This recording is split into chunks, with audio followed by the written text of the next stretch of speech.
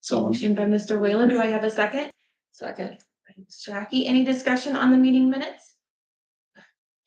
Seeing none, all those in favor say aye. Opposed? Motion carries.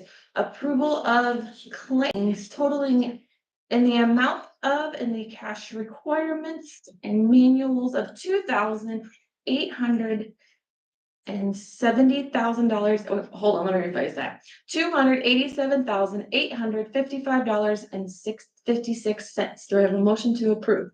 Motion to approve by Jackie. I'll second that. By Mr. Whalen. Any discussion?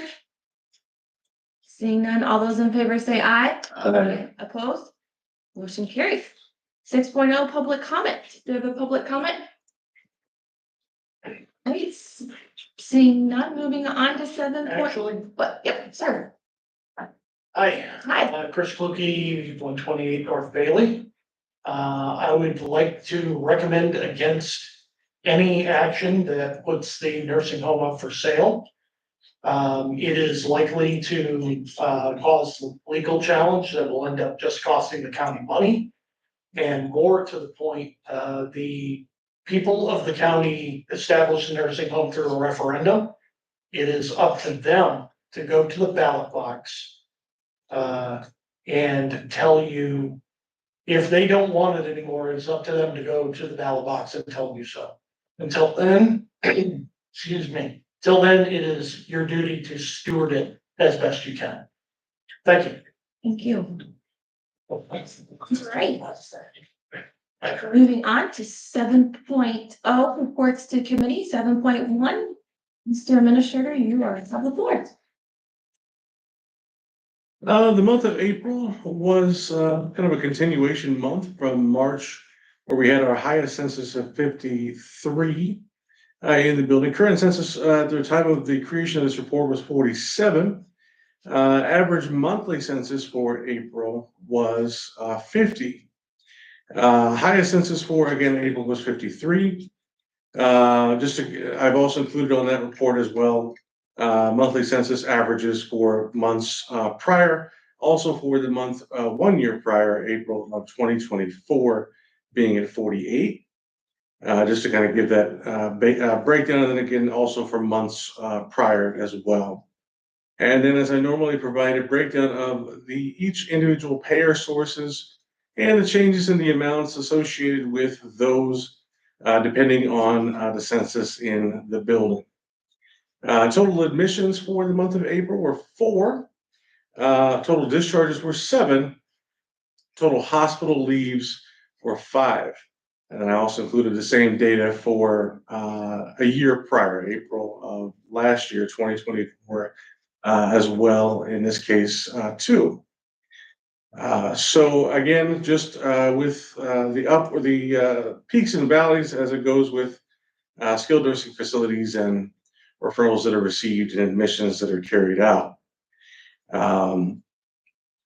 Looking at the facility from an operational standpoint, one of the biggest changes I will note that kind of was initiated in April going forward now is a much more strategic viewpoint of accounts payable, working with the business office and the accounts payable staff member, Carolyn Burke, to more strategically pay payables.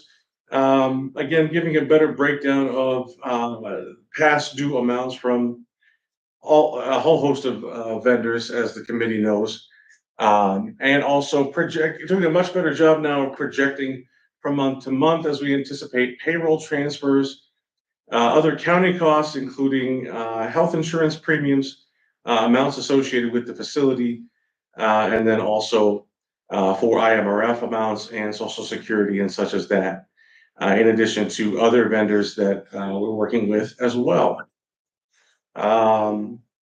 So again, also from the business office perspective, Jennifer Alaniz, our business office manager, still being our primary point of contact, working with quality healthcare resources / matrix care as far as our billing and collections processes. I'm happy to report that those processes continue as they have since they started. In April, we deposited close to $600,000, so that was a much higher amount that was more on par with January of this year, where we deposited nearly around the same amount. So that was a much improvement as well. So as we now look towards May and revenues that are generated now for the month of May, and our billing and collections efforts as they continue going forward as well. The month of May, as I also include activity events for the committee's review, as far as from the point of view of the activity calendar. The month of May does feature National Skilled Care Nursing Week, which starts on Sunday the 11th and runs the rest of the week. This past Tuesday was National Nurses Week for licensed nurses across the country. And so that runs from last Tuesday through this coming Monday. So as we have different events that we put on our Facebook page, basically to kind of broadcast that fact as far as the staff that work in our building. And then of course, next week, as far as the residents, families and staff that are serviced or that are served the facility as a whole. So just keeping that in mind for the month as well. I think those were the major items, and that's all I had this time. All right, any questions for Marcos? Yes, sir. On the matrix report, We don't got it. oh, I'm sorry. That's the next item. I'll hold that then. Okay, any discussion or any comments for Marcos? All right, seeing none, 7.2 matrix care. The report that was provided from Quality Healthcare Resources / Matrix Care is a reflection now also for April in this case. Remember that Quality Healthcare Resources breaks down all of their efforts as far as billing and collections, depending on what was done with any claim that the facility has or they've tried to work with. Remember, there's two teams that are functioning for the facility. The accounts receivable cleanup team, which is running from January of this year prior, and then also the revenue cycle management team, which is running forward in time as far as our daily billing, or monthly, in this case, billing and collections. So as you look, there's like 1, 2, 3, 4, 5, 6, 7, 8 reports that they had sent to me. Some of those were breakdowns of the claims that were attributed to payments to the facility, payments to Quality Healthcare Resources themselves, adjustments that were carried out, transfers, amounts that were transferred to private payers, and then also write-offs. Remember that in the month of April, this committee approved the first round of write-offs that were submitted by Quality Healthcare Resources. And then so when we get now into February, March, April, May, June, July, another round of write-offs will be submitted as well for that quarter, for that time frame, for their efforts during that time frame. But again, all of this basically speaks to their efforts that they're carrying out as far as individual claims, both past and present, and their successes and failures based on each individual claim. Again, as they explained when they came on board or when they were starting with the facility and with the county, you know, some claims are not able to be processed. Some claims are not able to be collected on simply because of timing issues. The facility, maybe in months past, didn't work with the insurance company in the ways that they should have to make sure that claims were paid as they should have been, or they were followed up on. None of which are an issue at this point, just to make that note. We look over, you know, everything with them on a monthly basis. We have our triple check processes that we work with them as far as individual claims and billing from month to month. So they have a very good system that they've established now with us, and I think their efforts have again bore fruit in this case. Now looking backwards and forwards as far as amounts collected as a whole. So. All right. Mr. Whalen, you have a question on matrix? I just I guess a comment. This is so much nicer than what we were getting prior to these guys taking over. So much more detail. I appreciate the fact they're actually showing what was collected against the previous month's billing. That's a breath of fresh air. So please express my thanks to them from me personally. I would appreciate that. I have done so, but I will again. Okay, thank you very much, because this is wonderful. Right, yes, Chairman. Am I reading the report correctly that they're recommending another $127,000 write-off? I think so. Let's take a look.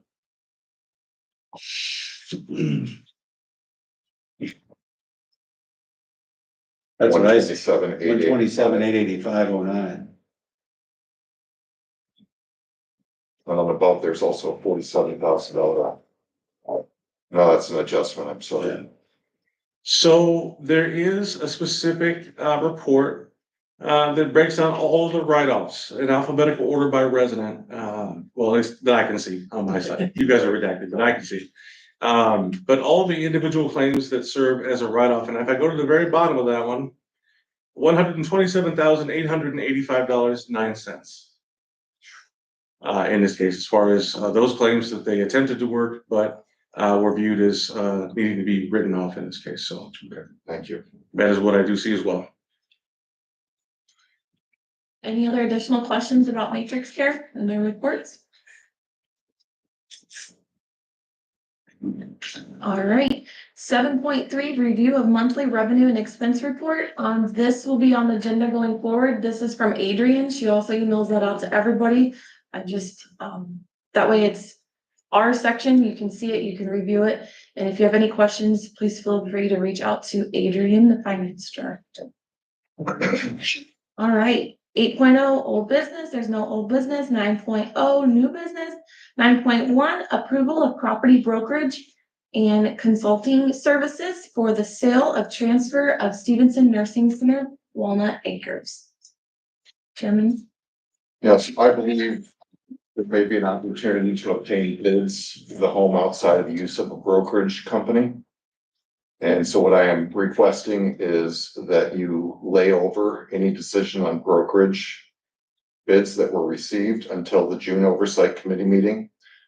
And then to also approve 9.2, the RFQ for bids for the purchase of Stephenson Nursing Center.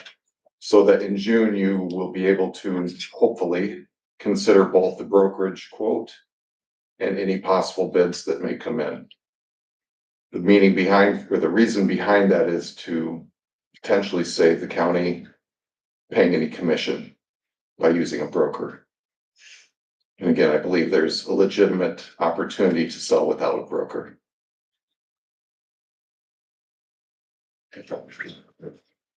Move to lay over property brokerage consulting services RFP until the June meeting. All right, do I have a second? Second. Any discussion? Yeah, will we have Julio's on next month to explain any of this? Absolutely. Okay, there's a lot to digest and so. All right. We have a motion and a second. Any further discussion? Seeing none, all those in favor say aye. Opposed? Right. Moving on to 9.2, approval of RFQ for bids for the purchase of the Stephenson Nursing Center, Walnut Acres. So moved. By Mr. Whalen, do I have a second? Second. By Ms. Jackie, any discussion? Yeah, once again, I'm going to say that I'm against selling the county nursing home. I believe it should be up to the public to make the decision on this with a referendum. I've always stand by that, so I'll be voting no on this. All right. And I as well, we vote no on this. I guess my question is, it's been brought up by the referendum. I know Carl gave his opinion. Why not go to a referendum? You actually have something to say? Gentlemen, I respect that idea.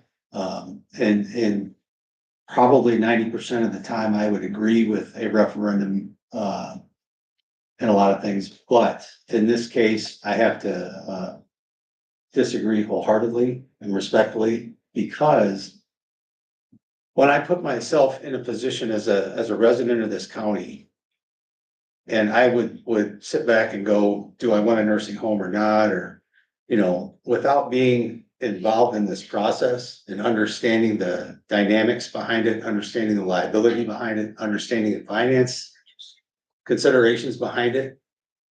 I don't think anybody, I mean, let me back up. one of the things we've heard for the last 2 years is this home is in the black. When we sit here on this committee and know darn well that is not the case. I can go back and show you all the finances for the last 2.5, 3 years. That hasn't been the case for the last 25 years, except for a few months in there, I think, or maybe a couple of years. This business is not getting easier. It's getting more complex all the time. And irregardless of the dispute between whether it was established this way or that way, I don't agree that the general public at large will really understand the dynamics of this business enough to make a decision when it comes to voting in a referendum type situation. I just can't see that because I for one, don't believe I would be that in that case. You know, some people maybe they'd be able to get in there and understand all the dynamics of the finances and liability and things of that nature. I want what's best for the people that live there and work there. And at this point in this time, with the history we've seen of this thing being a political football and the dynamics of the business itself, the market currently in Stephenson County, the opportunity that we have here to get out of debt, possibly. I don't see how you can legitimately go to the general public with this and have them really understand the full dynamics of the situation. If that were the case, I would be all for it, but I really struggle with people being able to fully understand the impact of this thing. It's not just simply an emotional, oh, we want to keep this thing. I want to keep it too, but I want it in the hands of somebody who can really run it and run it well, along with our new administrator, hopefully, because he's a fantastic find over the last couple of years. And I would hope that he would stick around, whatever happens. So again, I wish I could agree with you gentlemen on that, but I just, in this situation, I really struggle with that. So that's my 2 cents. Well, I wish I could agree with you on that, on your opinion, but you got a right to your own opinion. Yes, sir. But however, as I look at the new administrator, which I think is doing a superb job.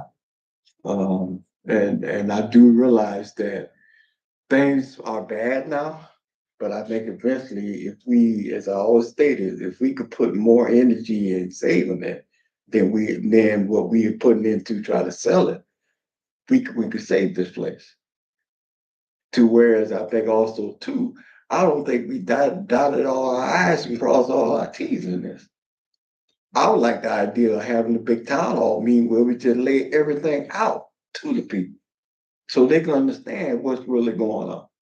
We as on the county board, we understand because we get the reports, we see the financial statements, stuff like that. Yeah, they hear from some, but I think they really need to hear the totally picture of the situation of the nursing home. My biggest push is for the workers and for the people that's in the nursing home.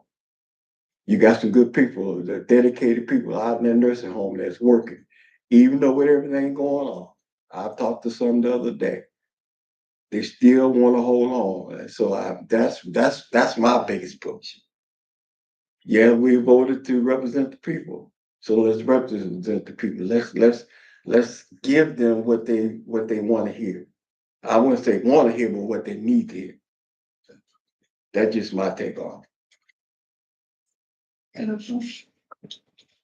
All right, any further discussion before we take vote?